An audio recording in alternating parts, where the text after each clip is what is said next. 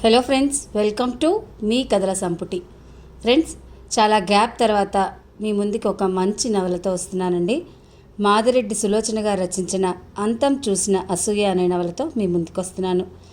ఎప్పట్లాగే శ్రోతలందరికీ కూడా నవల నచ్చుతుందన్న ఆశతోనే నవల ప్రారంభించడం జరుగుతుంది.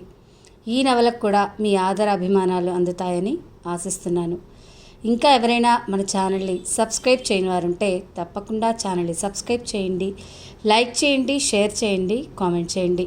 ఆసక్తి ఉన్న మీ స్నేహితులకు, బంధువర్గానికి మన ఛానల్ని షేర్ చేసి ఛానల్ని ప్రోత్సహిస్తారని కోరుకుంటున్నాను. ఇక నవలలోకి వెళ్ళిపోదామా? మరి చదువుతున్నది శాంతినారాయణ. అమ్మా అమ్మా గట్టిగా కేకలు వేస్తూ కిందకి దిగింది అనిత. ఏమిటమ్మా ఆ తొందర? బయటకొచ్చింది సుధామణి. ఆవిడనందరూ మణెమ్మ అని అంటారు.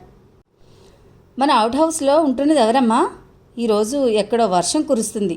ఇంటి సంగతులు అడుగుతున్నావు, నీ కామెంట్లు తర్వాత అమ్మా అని విసుక్కుంది. ఈ ఉదయమే వచ్చి చేరారు. అతను ఎక్కడో హెడ్ మాస్టర్ అట. అతని కూతురో చెల్లెలో కానీ నా క్లాస్మేట్. ఇంకే మంచి స్నేహం. ఒంటరిగా అని దిగులుండదు. చి, దాంతోనా? నీకేం తెలీదు. మంచిది కాదా? దానికి మంచి ఎవడికి కావాలి? 2 చీరలతో కాలేజీకి వస్తుందమ్మా. నేను చదువైనా మానేస్తానే గాని అలా రాను. చాలే తెలివి, తీక్షణంగా అంది సుధామణి. కాలేజీకి చీరలు చూపించడానికా వెళ్ళేది? అది కాదమ్మా, లాస్ట్ మార్కు తనదే. కొంప మునిగి పోయినట్టు ముఖం పెడుతోంది. నాకు కోపం వచ్చేది ఎక్కడంటే లెక్చరర్లంతా దానికేదో ప్రత్యేకత ఇచ్చి మాట్లాడతారు. కూతురు మాటలు పూర్తి కాక పూర్వమే ఆమె నవ్వింది. అదా నీ అసూయ? పోనీలే, ఆ పిల్లతో మనకేం పని? వాళ్ళు 50 రూపాయలు ఇస్తా అన్నారు. అవి సక్రమంగా ఇచ్చినంత వరకు ఉంటారు. హార్లిక్సా కాఫీనా? కాఫీ కావాలమ్మా. ఇప్పుడే కాదు, మరో అరగంట తర్వాత లతా, రేఖ వస్తారు. సినిమాకి వెళ్తాం. అయితే ఏదైనా టిఫిన్ వేడిగా చేస్తాను. ఆవిడ లోపలికి వెళ్ళింది. అనిత మేడ ఎక్కి చీరలు ఎన్నడం మొదలెట్టింది. అనిత ప్లీడర్ రంగనాథం కూతురు. రంగనాథం 1 సంవత్సరం లండన్లో ఉండొచ్చాడు. ఆయన కాలంలో ఒక కుటుంబంలో 4, 6 పిల్లలుండేవారు. అయినా ఆయనే కుటుంబ నియంత్రణ అమలుపరిచిన తొలి వ్యక్తి.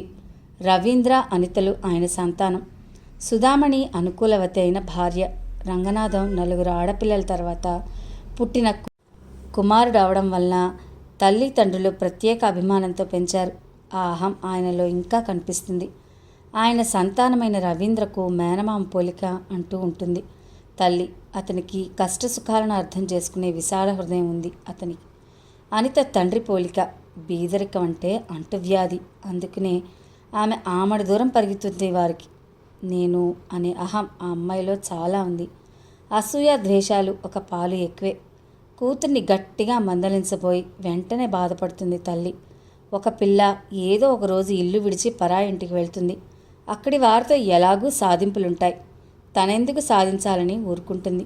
అనితను రంగనాథం మేనల్లుడైన శేఖర్కి ఇవ్వాలని 2 వైపుల వారి అభిప్రాయం. తమ ఇంట్లో ఉండమంటే మృదువుగా తోసివేసి యూనివర్సిటీ హాస్టల్లో ఉంటున్నాడు శేఖర్. అతను మెడిసిన్ ఫైనల్ ఇయర్ చదువుతున్నాడు. 4 సంవత్సరాల క్రితం బర్కత్పురాలో ఫ్లాట్ తీసుకుని తన ఇష్ట ప్రకారంగా ఇల్లు కట్టించుకున్నాడు రంగనాథం. అనిత! శేఖర్ గొంతు వినిపించింది మేడ మెట్లపై.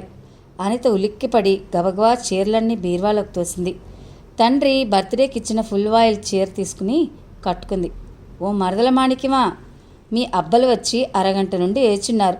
గదిలోకి రాగబోయి ఆగిపోయాడు. అబద్ధాలు నువ్వును విసుక్కుంది ముఖం ఎర్రగా చేసుకుని. అనిత స్నేహితురాళ్ళు ఒకరినొకరు ఏమబ్బా, లేదబ్బా అంటూ మాట్లాడుకుంటారు. శేఖర్ ఏడిపించడం, అనిత అలగడం ఆ ఇంటికి మామూలే. బై తెలుగులో ఎన్ని మార్కులు వచ్చాయి? ఎందుకు, నీకంటే ఎక్కువే వస్తాయిలే. మరి నాకంటే ఎక్కువ రావాల్సిందే. కాలేజీలో బుర్రలో దూరని విషయాలు ఇంటి దగ్గర ప్రైవేట్ మాస్టర్లు చెప్పిరి. శేఖర్కు పీయూసీలో అన్నింటా 80% మార్కులు, తెలుగులో 40. అందుకే సందు దొరకగానే అనిత దెప్పుతుంది. ఎప్పుడు నాపై అసూయే. అలాంటి అంటువ్యాధి మన దగ్గరికి రాదు అని ఆడవారి సొత్తు అది అంటాడు. ఇంతకీ నా తెలుగు మార్కులు ఎందుకట? అబద్ధానికి అతిశయోక్తికి భేదం తెలియదు. తర్వాత వివరాలు. పాపం మీ స్నేహితురాళ్ళు మేకప్ పాడవుతుంది. త్వరగా తెములు. నచ్చిన చీర దొరికిందా? నాకన్నీ నచ్చినవే, నచ్చకపోతే కొననే కొనను అంది. శేఖర్ నవ్వేశాడు ఆ మాటకి. ఆ సంగతి నాకు తెలిసినంతగా ఎవ్వరికీ తెలియదేమో. తయారవు, నేను రవి కోసం వచ్చానులే. శేఖర్ మేడపైనున్న గదిలో కూర్చుని రవీంద్ర కోసం ఎదురు చూడసాగాడు. అనిత కిందకి దిగి వచ్చింది. హాల్లో స్నేహితురాళ్ళు కూర్చొని ఉన్నారు. ఏమబ్బా ఇంత ఆలస్యం? అబ్బా అనకండే తల్లి, మీకు పుణ్యం ఉంటుంది. మా బావ వెక్కిరించి చంపుతున్నాడు. అలవాటైందబ్బా అని నాలుగు ఖర్చుకుంది లత. ముగ్గురు నవ్వేశారు. సుధామణి ఫలహారం తెచ్చింది. అందరూ ఫలహారం చేశారు. ఈరోజు ఏదో ప్రోగ్రాం అన్నట్టుందే మన యువరాణికి. నవ్వుతూ వచ్చి కూర్చున్నాడు రవీంద్ర. నేనేం యువరాణిని కాను, ఉడుక్కుంది అనిత. నీవే యువరాజువి. హాయిగా తిరగడానికి స్కూటర్ ఉంది. నేను బయటికి వెళ్ళాలంటే డాడీ వచ్చే వరకు పడిగాపులు కాయాలి. మా చిట్టి తల్లి అంత ఉడుకు మొత్తానం పనికిరాదే. ఇదిగో కీ, తీసుకెళ్ళు స్కూటర్. ఏ భయమా? స్త్రీలంటే అంత చులకనా? వద్దులే అను. మీ నాన్నకి ఎందుకో ఆలస్యం అయిందే, ట్యాక్సీలో వెళ్ళండి తల్లి చెప్పింది. కొంప తీసి మీరు వెళ్ళేటప్పటికి షో మొదలైందా? 2 రోజులు గుణుస్తుంది అంది అనిత. అందరి మీద చిర్రుబుర్రలాడుతూ ఉంటుంది. ఒక్కోసారి వస్తువులు విసిరేస్తుంది కూడా. పోనీ స్కూటర్ మీద లిఫ్ట్ ఇవ్వనా? ఇదిగో అన్నయ్య, నా కోపం వచ్చిందంటే ఇక్కడెందుకు నువ్వు వెళ్ళు. మేడ మీద నీ బహిప్రాణం ఉంది. శేఖర్ వచ్చాడా? చెప్పమే లేచాడు రవీంద్ర. అమ్మా పలహారం మిగతావి పైకి పంపించు. చెల్లివైపు కొంటిగా చూశాడు. అనిత పెదవులు బిగబట్టింది. ఇంతలో రంగనాథం వచ్చారు. బేబీ ఎక్కడికైనా వెళ్తావా? పో డాడీ, ఆలస్యం చేశారు. అలక తర్వాత ఆలస్యం కాకుండా వెళ్ళిరండి. కూతురి భుజాలు ఆప్యాయంగా తట్టాడు. లేడి పిల్లలా పరిగెత్తింది. లత, రేఖ అనుసరించారు. సుధా వస్తున్నా. పనివాడి చేత కాఫీ పలహారం పైకి పంపి తను భర్త దగ్గరికి వచ్చింది. ఏమిటోయ్ మరీ తీరని పనులు. ఇంకా చిన్నపిల్లవా ఏమిటి? మీ గారాల కూతురు పలహారం కావాలంటే చేశాను నవ్వుతూ అంది. షాద్నగర్ దగ్గర ద్రాక్ష తోట కొనడానికి అడ్వాన్స్ ఇచ్చాను. మీ ఇష్టం. ఒక వంక మీ పిల్లలు ఫారెన్ వెళ్తామంటున్నారు. అన్నీ అవుతాయి. అవుట్ హౌస్ మరి చవగ్గా ఇచ్చావోయ్ అన్నాడు పకోడీలు నవ్వులుతూ. పట్టపగలే దొంగతనాలు అవుతున్నాయి. ఇంట్లో పెద్దావిడ ఉంది. ఇల్లు కనిపెట్టుకుని ఉంటారు. ప్లీడరు కావాల్సింది. ఇప్పుడే ప్లీడర్ గారి భార్యని అయ్యాను కదా. నవ్వుతూ ఆయన ఎదురుగా కూర్చుంది. కోర్టు విషయాలు ఆయన చెప్పడం, ఆమె వినడం ప్రతిరోజు అలవాటే. చలి ముదిరినాక చీకటైనట్టు తెలీదు రవీంద్రకు. అతను కెమిస్ట్రీలో రీసెర్చ్ చేస్తున్నాడు. లైబ్రరీ నుండి బయటికి వచ్చి తన స్కూటర్ తీసుకున్నాడు. బస్టాప్ వద్ద అసహనంగా చూస్తూ నిల్చున్న యువతి కనిపించింది. ముఖం మాత్రం ఎక్కడో చూసినట్టు అనిపించింది. బ్రేక్ వేశాడు. ఏమండి? ఆమె చూపులు ఇటు తిప్పింది. ఎంతో పరిచయం ఉన్నట్టు నమస్కరిస్తూ చిరునవ్వు నవ్వింది. మీరు బస్ కోసం చూస్తున్నారా? అవునండి, గంట నుండి ఒక్క బస్సు ఆగలేదు. క్యాంపస్ దగ్గర కానీ దొరకదు అన్నాడు. మీరు ఇక్కడ చదువుతున్నారా? ప్రశ్న విని ఆమె కళ్ళు ఆశ్చర్యంతో కదలాటం గమనించాడు. లేదు, ఉమెన్స్ కాలేజీలో BA చదువుతున్నాను. అలాగా, అయితే మా అనిత తెలుసా? ఆమె నవ్వింది. సంధ్య చీకట్లో పలువరుస తళుక్కున మెరిసింది. ఎందుకు నవ్వుతున్నావని అడగలేకపోయాడు. మీ అనితే కాదు, మీరు, మీ ఇల్లు అన్నీ తెలుసు అంది. ఎలా తెలుసు? భలేవారండి, ప్రతిరోజు కాంపౌండ్లో తిరిగే మనుషుల్ని గమనించరా? మీ అవుట్ హౌస్లో అద్దెకుంటున్న శంకర్రావు తెలుసా? మీరు వారి చెల్లెల్ని. 10 రోజులు బట్టి మీ ఇంట్లో ఉంటున్నాం. ఓ ఐసీ, మా అమ్మగారు అప్పుడప్పుడు పొగిడే శాంత మీరేనా? మీ అమ్మగారు పొగిడే శాంత ఎవరో కానీ నా పేరు కూడా శాంతే అంది నవ్వుతూ. నవ్వితే మరీ మరీ చూడాలనిపించే పలువరుస ఆమెది. చామన ఛాయలో తీర్చినట్టు ఉంటుంది. భలేవారు, నా పేరు చెప్పనవసరం లేదనుకుంటాను. మీ అమ్మగారు నోటి వెంట రోజుకు 10 సార్లు వింటాను మీ పేరు. మీకు అభ్యంతరం లేకపోతే లిఫ్ట్ అని ఆగిపోయాడు. థ్యాంక్స్. బస్సు వస్తూనే ఉంటుంది. చీకటి పడింది, రద్దీగా ఉండదనుకుంటాను. మీకు అభ్యంతరం లేకపోతే చెప్పండి, త్వరగా వెళ్ళమనా? కాదు, బస్సు వచ్చే వరకు కంపెనీ ఇవ్వమని. అలాగే. అతని మాట పూర్తవుతుండగానే బస్సు వచ్చింది. చిరునవ్వుతో చెయ్యి ఊపి శాంత బస్సు ఎక్కింది. రవీంద్ర తన మోటార్ బైక్పై బయలుదేరాడు. మర్నాడు ఉదయం ఆదివారమని ఆలస్యంగా లేచాడు. పక్క మీద దొర్లుతూ వారపత్రిక తీయసాగాడు. క్రింద ఏదో కలకలం వినిపిస్తే లేచి కిటికీ దగ్గరికి వెళ్ళి పరదా తొలగించాడు. అనిత యజమానురాల్లా ఆజ్ఞలిస్తోంది. శాంత బిక్కముఖంతో నిల్చొని వింటోంది. నిద్రముఖంలో పోట్లాట ఎందుకో అర్థం కాలేదు. కాలకృత్యాలు పూర్తి చేసొచ్చాడు. రంగనాథం కూతురు మాటలు వింటూ కూర్చున్నాడు. అమ్మకు ఏమీ తెలియదు డాడీ. ఎవరిని ఎక్కడ ఉంచాలో అక్కడ ఉంచాలి. నెత్తినెక్కించుకుని తర్వాత బాధపడటం ఏం బాగుంటుంది? అవును బేబీ, నువ్వు నా సంతానానివి కాబట్టి ఆ తెలివితేటలు హుందాతనం అబ్బాయి అందరికీ ఎలా వస్తాయి? చాలండి సమర్థింపు. సుధామాణి విసుక్కుంది. మీరు మరీ దాన్ని పెంకిగా తయారు చేస్తున్నారు. నోటికి ఎంత మాట వస్తే అంత మాట అనడమేనా? బీదవారైనంత మాత్రాన అభిమానం ఉండదా? ఉంటే వేరే ఇల్లు చూసుకోమను. అంతేగాని పూల మొక్కలు ముట్టుకుంటే ఊరుకోను.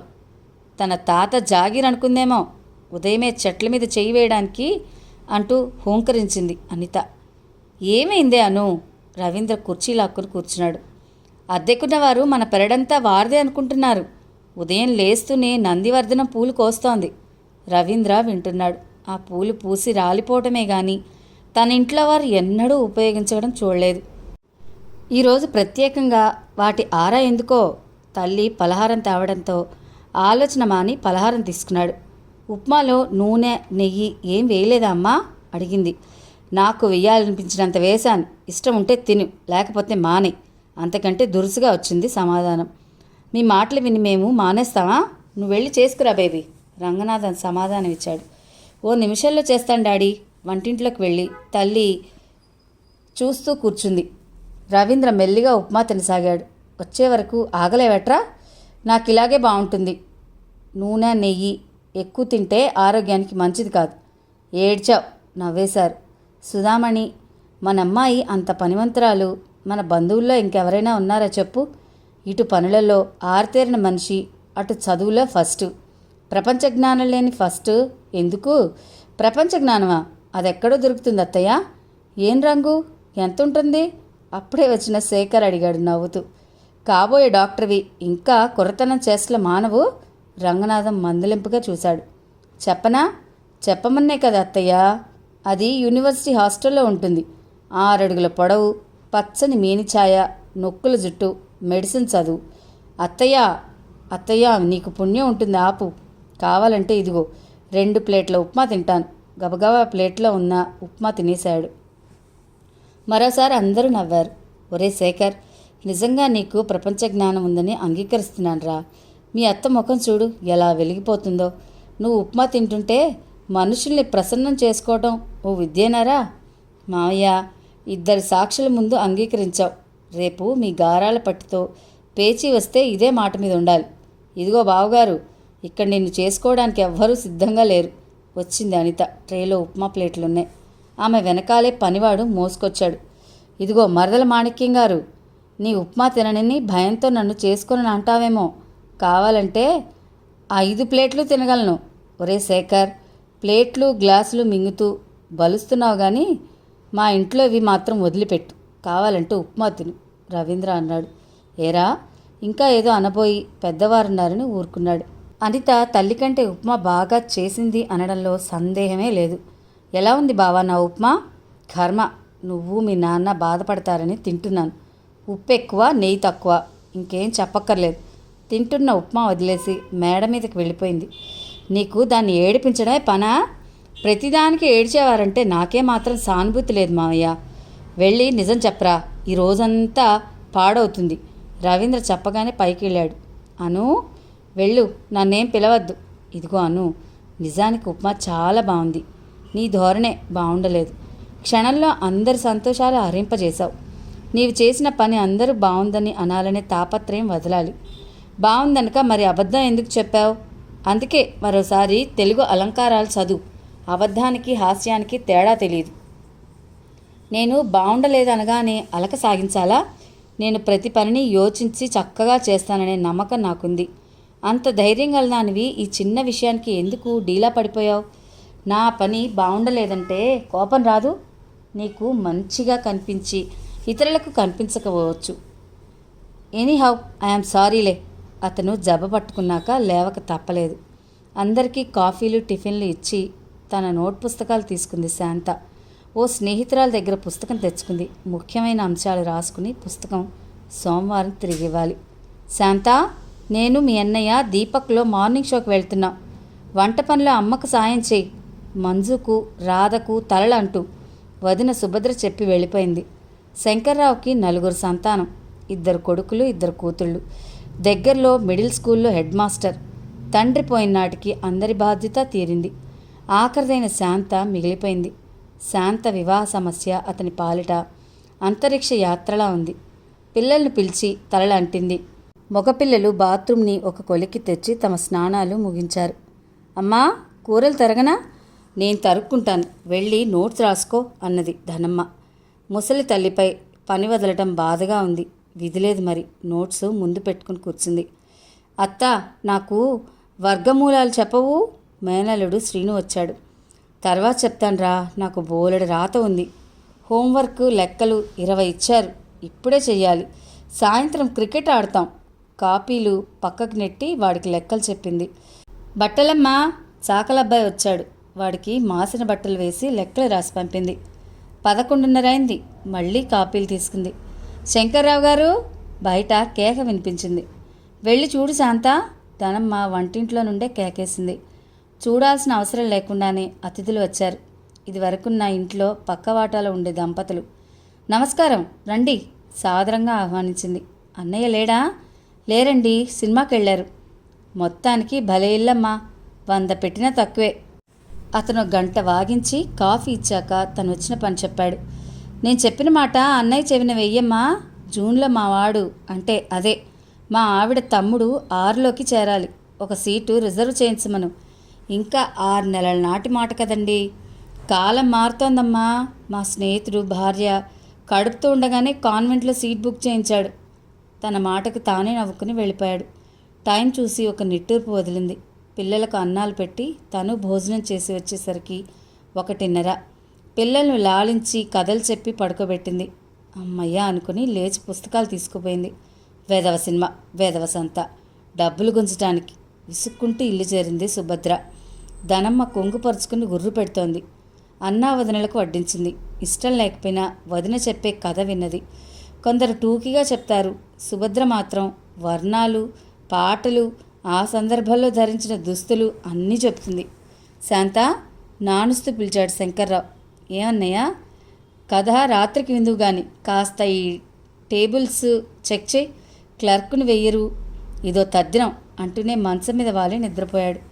మరో 6 నిమిషాల్లో భార్య కూడా గాఢ నిద్రలో మునిగిపోయింది. శాంత టేబుల్స్ చూసి నోట్స్ రాయడానికి ఉపక్రమించింది. ఒక పేజీ రాయక పూర్వమే అదిరిపడ్డట్టు లేచాడు శ్రీను. ఏమిట్రా? 3:15 అత్తయ్య, డాక్టర్ చక్రవర్తి సినిమా ఉంది. పరుగులాంటి నడకతో లేచి టీవీ పెట్టాడు. ఒక్కరొక్కరే టీవీ దగ్గర చేరారు. తన పుస్తకాలు పట్టుకుని దూరంగా ఉన్న బాదం చెట్టు తిన్నెపై కూర్చుని రాయటం మొదలెట్టింది శాంత. శాంత, అన్నగారి పిలుపు విని పుస్తకాలు అక్కడ పెట్టి ఇంట్లోకి వచ్చింది. తల్లి కాఫీలు అందిస్తోంది. నేను కాఫీ పెట్టాను కదరా, దాన్ని చదువుకొని రాదు? ధనమ్మ అంది. సుభద్ర ముఖం చిట్లించింది. కాఫీ తాగమని పిలిచాను అన్నట్టు. శాంత, నా బుష్ షర్టు ఇస్త్రీ చేశావా? లేదన్నయ్యా, నేను చేస్తానన్నానమ్మా. కుదరదు అంటారాయే. సుభద్ర భర్త వంక చూసింది. ఇస్త్రీ పెట్టే రాజేసరికి మోపెడు బట్టలు ఎదురయ్యాయి. తప్పేదేముంది?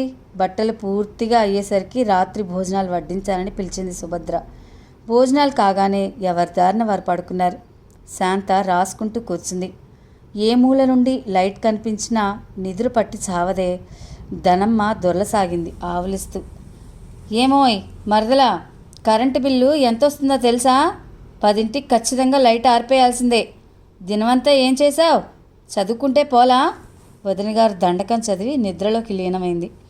మరోసారి ఆవిడ లేచిందంటే జరిగే భాగోతం తెలుసు. నెమ్మదిగా లేచి వంటగది తలుపులు తీసుకుని బయటకొచ్చింది. సెకండ్ షో సినిమా చూసి వచ్చిన రవీంద్ర ఇంట్లో వారికి నిద్రాభంగం కాగలదన్న భయంతో నెమ్మదిగా గేట్ తీశాడు. స్కూటర్ నడిపించుకుంటూ తెచ్చి గరాజ్లో కారు పక్కన పెట్టాడు.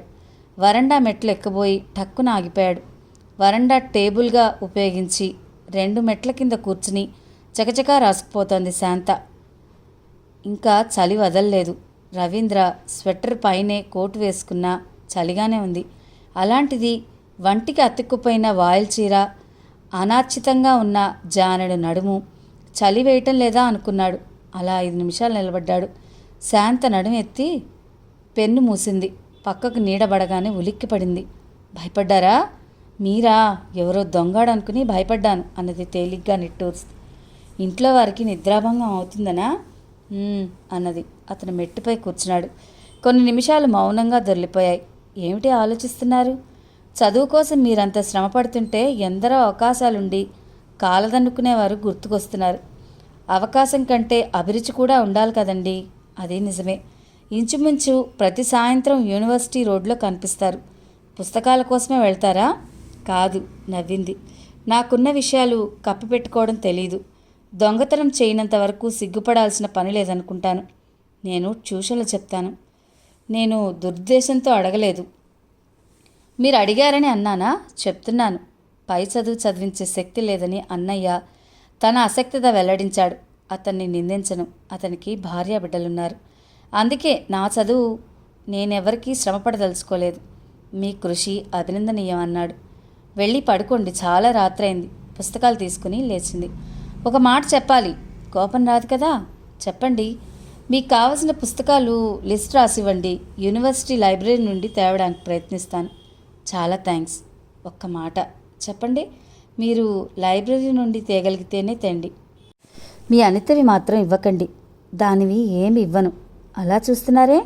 ఒకే ఇంట్లో పుట్టిన అన్నా చెల్లెళ్లకు ఎంత తేడా అన్నది అస్పష్టంగా. మత్తు పదార్థం అయిన నల్లమందు, శీతలాన్ని కలిగించే గసగసాలు ఒకే చెట్టును పొడతాయంటారు మరి. నవ్వాడు. నాన్నకు అదంటే చాలా గారాబం. అందుకే కొంచెం లోకం పోకడా, విమర్శనాత్మక దృష్టి తక్కువ. వస్తాను. Good night. మరేం మాట్లాడక వెళ్ళిపోయే శాంత వంక చూస్తూ కొన్ని క్షణాలు నిల్చుండి డూప్లికేట్ కీతో తలుపు తీశాడు. తలుపు వేసి మేడ ఎక్కాడు. పక్క గదిలో పడుకుని నిద్రపోతోంది అనిత. భగవంతుని సృష్టిలో ఎంత పక్షపాతం అని ఓ నిట్టూర్పు వదిలాడు రవీంద్ర. శాంతని చూస్తే ఎందుకో అతనికి తెలియకుండా ఒక ఉన్నతమైన భావం కలుగుతోంది. అందుకు ఆ అమ్మాయి సత్ప్రవర్తన, సహనమే కావచ్చు. రవీంద్రది పసిపిల్లల మనస్తత్వం. చెప్పుడు మాటలు త్వరగా నమ్ముతాడు. అలాగే అభిప్రాయాలు తొందరగా ఏర్పరచుకుంటాడు.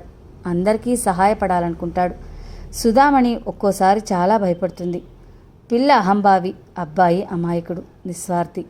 వీరి జీవితాలు సాఫీగా సాగుతాయా అని శేఖర్పై ఆమెకు పరిపూర్ణ విశ్వాసం ఉంది. అతని భర్తగా అనితను దారిలో పెట్టుకోగలడు. స్వామి చిన్మయానంద స్వామి ఉపన్యాసం ఉంది. ధనవంతులు, బీదవారు అతని వాక్చాతుర్యం ప్రత్యక్షంగా వినాలని ఉవ్వేళూరుతున్నారు. అనిత అందరినీ కూర్చోబెడుతుంది. శాంతకు ఉండాలని ఉన్నా ట్యూషన్ పిల్లలు ఎదురుచూస్తారని త్వరగా బయటపడదామని బయలుదేరింది. లెక్చరర్ సుచరితాదేవి ఎదురుపడింది. రా శాంత, ప్రార్థనా గీతం పాడాలి. నాకు పని ఉంది మేడం. పర్వాలేదు, నీకు పని లేనిదెప్పుడు? రోజుకు మరో 4 గంటలు పెరిగినా నీకు పని తరగదు. శాంత తనకు తెలిసిన ఏ పని ఎవరడిగినా చేస్తుంది. గొప్పగా వచ్చునని డంబాలు కొట్టదు, రాదని నిరాకరించదు. ప్రతి పని ప్రయత్నం చేస్తుంది. ఆమె పాటకత్తె కాదు, సంగీతము నేర్చుకోలేదు. సుచరితాదేవి ఇంట్లో బొమ్మల కొలువునాడు ఆమె అడగగానే తల్లి చిన్నప్పుడు నేర్పించిన మంగళహారతి పాడింది. ఎందరో శాస్త్రీయ సంగీతం నేర్చిన వారున్నారు. అయితే 10 సార్లు అడిగినా పాడరు. అందుకే సుచరితాదేవికి శాంత అంటే ఒక విధమైన అభిమానం. మారు మాట్లాడక ఆమె వెనకాల వెళ్ళింది. వందే మాత్రం, సావిరహే తవదీన తనకు వచ్చినట్టు పాడింది. తర్వాత ప్రేక్షకుల్లోకి వెళ్ళి కూర్చుంది. అనిత మాటలకు అందరూ నవ్వుకున్నారు. నేనైతే చచ్చినా పాడినబ్బా. అదేం పాట? రాగం లేదు, శృతి లేదు. అవునబ్బా, భానుమతి ఇంకొక రకంగా పాడింది. ఛ, ఈ పాడు ముఖానికి భానుమతి పోలుస్తావా? దాందేం తప్పు? మన బోండాది తప్పు కానీ. సుచరితాదేవి కొంచెం పొట్టిగాను లావుగాను ఉంటుంది. ఆమెకు బోండా అని ముద్దు పేరు విద్యార్థులను పెట్టుకున్నారు. ఆ మాత్రం నేను పాడలేకనా? నేను స్టేజి ఎక్కానని తెలిస్తే మా డాడీ చంపేస్తారు. అనిత దృష్టిలో ప్రపంచమంతా శీలం లేనివారే. తనొక్కతే శీలవతినన్న భావం బలంగా ఉంది. పోబ్బా, కోతలు. మీ డాడీకి నువ్వంటే ఇష్టం. మరో సహవాసి అంది. అవును, అనిత గర్వంగా తల ఎగిరేసింది. శాంత కన్నీరు ఆపుకుని బయటకొచ్చింది. ఏడుపు ముఖంతో బస్సులో వెళ్ళడం ఇష్టం లేక 12 అణాలు ఇచ్చి రిక్షా వేసుకుని వెళ్ళిపోయింది. ట్యూషన్ పూర్తి చేసుకొచ్చేసరికి ఇల్లు ఓ సంతలాగుంది. పిల్లలు రాగాలు పెడుతున్నారు. సుభద్ర గుండీలు కుడుతూ కూర్చుంది. వచ్చావా మహారాణి? ఈ చదువులు చట్టుబండలు మనకెందుకు? సంపాదించి పెట్టడానికి నీ అబ్బా ఉన్నాడా? సహృదయులు ఉండడం మూలాన ఇంత కూడు లభించింది. ధనమ్మ కూతురి వైపు గయ్యమని లేచింది. ఏం జరిగిందమ్మా? భయపడుతూ అడిగింది. జరిగిందేమిటో ఊహించగలిగింది. అత్తాకోడళ్ళు పోట్లాడుకుని ఉంటారని. ఏం జరగాలి? నీ మూలంగా బ్రతకాల్సి వచ్చిందే. లేకపోతే ఆ మహారాజు చచ్చినాడే ఈ గుక్కెడి ప్రాణం తీసుకునేదాన్ని.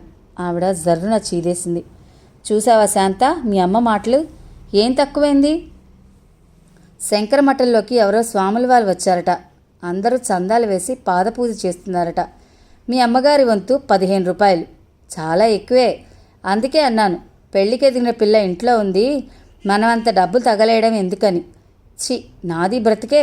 4 డబ్బులు అందరిలా వెనకేసుకునుంటే పోయేది. బిడ్డలో మట్టిగడ్డలో అంటూ తగలేసి బికార్దాన్లా చేయి చాపాల్సి వచ్చింది. ధనమ్మ తన కోపమంతా రుబ్బుతున్న పచ్చడి వైపు చూపించింది. శాంత ఎటూ మాట్లాడలేక తలనొప్పిగా ఉన్నా పిల్లల్ని బలవంతంగా కూర్చోబెట్టుకుని పాఠాలు మొదలుపెట్టింది. సుభద్రలో ఓ సుగుణం ఉంది. ఎంత కోపంలో ఉన్నా అరుస్తున్నా పిల్లలకి ఎవరైనా చదువు చెప్తుంటే నోరు టక్కున మూతపడుతుంది. ఆ ఇంట్లో వదిలి నోటికి మూత వేయటం శాంతకి బాగా తెలుసు. ఆమె మనసంతా అల్లకల్లోలంగా ఉంది. ఆఖరి బిడ్డకు గారాలు జరుగుతుంటాయట. ఆమె పుట్టకే అందరికీ భారం అన్నట్టు ఫీల్ అవుతోంది. అనిత కూడా ఇంచుమించు శాంతలాగే మనసు బాగోలేక బాధపడుతోంది. ఆ దరిద్రురాలకి ఏముందని అందరూ ఇష్టపడతారు. తను అన్నింట్లో శాంత కంటే సుపీరియర్. తనకెందుకంత మర్యాదలు జరగవు? తనింట్లో అద్దెకుంటూ తన చుట్టూ తిరగదు. దానికెంత పొగరో. ఏమిటబ్బా చాలా సీరియస్గా ఆలోచిస్తున్నావు? నవ్వుతూ శేఖర్ వచ్చాడు. కారం రాసుకున్నట్టయింది ఆమెకి. ఇదిగో బావా, నీకు నవ్వడానికి హాస్యాలకు సమయాలు తెలియవు. నువ్వు నవ్వటానికి ఏడవటానికి టైం టేబుల్ చేసి పెట్టుకున్నావా? నాకు తెలియదులే. సారీ. అది కాదు బావా, పెద్దవారు వచ్చినప్పుడు మనం మన స్థితిగతులు ఆలోచించకూడదా? మై డియర్ మరదలు, పెద్దవారు వచ్చినప్పుడే ఎందుకు, అన్ని వేళలా మన సంగతి మనం ఎరిగి ఉండడం చాలా మంచిది. ఇంతకీ ఎవరి మీద నీ కోపం? అదే ఆ శాంత లేదు, నా క్లాస్మేట్. చింతపండు ముద్దల రంగు, డ్రామాలో వేషాలు వేస్తుంది, గార్ధబ రాగం, వేదికపై పాటలు పాడుతుంది, 100కి 30 మార్కులు, ప్రతి ఫంక్షన్లో తనే అని తిరుగుతుంది. దానికి కారణం మీలాంటి వారే. మేమా? అదెలా? నీలాంటి రతీదేవి నాటకాల్లో వేషం వేయడానికి ముందుకు రాకపోవడమే. నీలాంటి గాన సరస్వతి చదువుల తల్లి వెనకంజ వేయటమే. పో, ఆటలు పట్టిస్తున్నావు నన్ను. నమ్మకపోతే నీ కర్మ. ఒక విషయం చెప్పనా? ఒకటేం కర్మ 100 చెప్పు. తాము చెయ్యలేని పని మరొకరు చేస్తే సంతోషించేటంత విశాల హృదయం విద్యావంతులకు ఉండాలి. అంటే నేను అసూయ పడుతున్నానంటావా? ఇదిగో బావా, నాకు అలాంటి గుణమేం లేదు. తిట్టను పోరా వెధవా అన్నట్టుంది నీ మాట. పక్కున నవ్వాడు. అది కాదు బావా, దాని పాటకో రాగం తాళం ఉండాలా వద్దా? అది ఆమె ఆలోచించుకోవాలి. మనకెందుకు? సినిమాకి వెళ్దామా? బావా, నన్నంత చీప్గా ఎలా అర్థం చేసుకున్నావు? అంటే పెళ్ళి కాకుండానే పరాయి మగువాడితో తిరుగుతున్నానని ఎలా అనుకున్నావు? ఆ మాటకు నేను ఎదురు అడగవచ్చా? నాపై నీకు నమ్మకం లేదా అని. పోనీ నీ అభిప్రాయాలను ఖండించడం నా అభిమతం కాదు. ఒక విషయం చెప్పగలను అనిత, ప్రతి వారిని విమర్శనాత్మక దృష్టితో చూసేవారికి సుఖశాంతులుండవు. నేను అలాంటి అవకతవక పనులు చేయను. అలా చేస్తే ఊరుకోలేను. చాలా చిక్కులు ఎదుర్కోవాలి. బాయ్. అతను వెళ్ళిపోయాడు. కింద ఎవరో బంధువులు వచ్చినట్టున్నారు. నవ్వులు వినిపించి కిందకొచ్చింది. ఆమె పిల్లలు వచ్చారు, పిన్నతల్లితో సహా. అబ్బో, అను చాలా ఎదిగిపోయిందే, గుర్తుపట్టలేకపోయాను. పిన్నతల్లి రమామణి చుబుకం పట్టుకుంది. నేను లావయ్యానని ఏం వెక్కిరించొద్దులే పిన్ని. చెయ్యి విసురుగా తోసింది. తనకంటే 2 ఏళ్లు చిన్నదైన పిన్ని కూతురు రేణుని చూస్తూ ఆ పిల్ల సన్నగా గడకరలా ఉంది. రమామణి తెల్లబోయింది. వెంటనే నవ్వేసింది. ఇంకా పస్తన మొదల్లేదు అన్నది బుగ్గల నిమురుతూ. సన్నగా ఉన్నవారెప్పుడు పసిపిల్లల వలనే కనిపిస్తారులే. ఓ విసిరి వెళ్ళిపోయింది. రాత్రి భోజనాలు అయ్యాక వంటింట్లోకి వెళ్ళింది. తల్లి మర్నాడు వడలు చేయడానికి పప్పు నానబోస్తోంది. అమ్మా, ఏమ్మా ఇంకా నిద్రపోలేదు? అది కాదమ్మా, వాళ్ళ రేణు బాడీ షేప్ ఏం బాగుందే, అదెలా ఉంటే మనకే విసుక్కుంది. మరి పిన్ని నన్ను లావ్ అవ్వలేదు అనలేదు? ఛా, నీ ఊహాగానం. పెరిగావు అంది. ఎంతైనా చెల్లెలంటే ప్రేమలే విసురుగా వెళ్ళిపోయింది.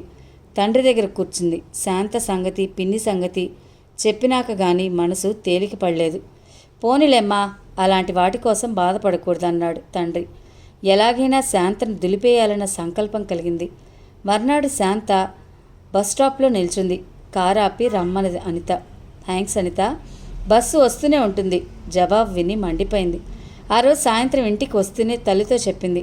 అమ్మా, రేఖా, లత ఎవరొచ్చినా నేను లేనని చెప్పు. అదేమిటే? అదంతే విసురుగా వెళ్ళిపోయింది. ప్రపంచమంతా మోసగాళ్లుగాను స్వార్థపరులుగాను కనిపించారు. ఎందుకో తెలియని కసి, కోపం వస్తున్నాయి. ఫ్లవర్ వాజ్లో పూలు వాడాయని పనివాడిని చడామాడా తిట్టింది. అరగంట తర్వాత లతా, రేఖలు రావడం, తల్లి వారికి ఏం చెప్పిందో మెల్లగా వారు శాంత ఇంటి దిక్కి పోవడం కనిపించింది. ఫ్రెండ్స్, విన్నారు కదా నవలలోని మొదటి భాగాన్ని. ఈ నవల మిమ్మల్ని అందరినీ ఎంతగానో అలరిస్తుందని ఆశిస్తున్నాను. నవల నచ్చితే కనుక మీకు కలిగిన భావాన్ని కామెంట్స్ రూపంలో నాకు అందిస్తారని ఆశిస్తున్నాను. మీ కామెంట్స్ నాకు ప్రోత్సాహాన్ని కలిగిస్తాయి. ఇంకా మరెన్నో మంచి నవలలు మీకు అందించాలనే ప్రేరేపణ నాకు కలుగుతుంది. మరి మీ కామెంట్స్ నాకు అందిస్తారు కదూ. మరో భాగంతో మీ ముందుంటాను. అంతవరకు సెలవు. నమస్తే.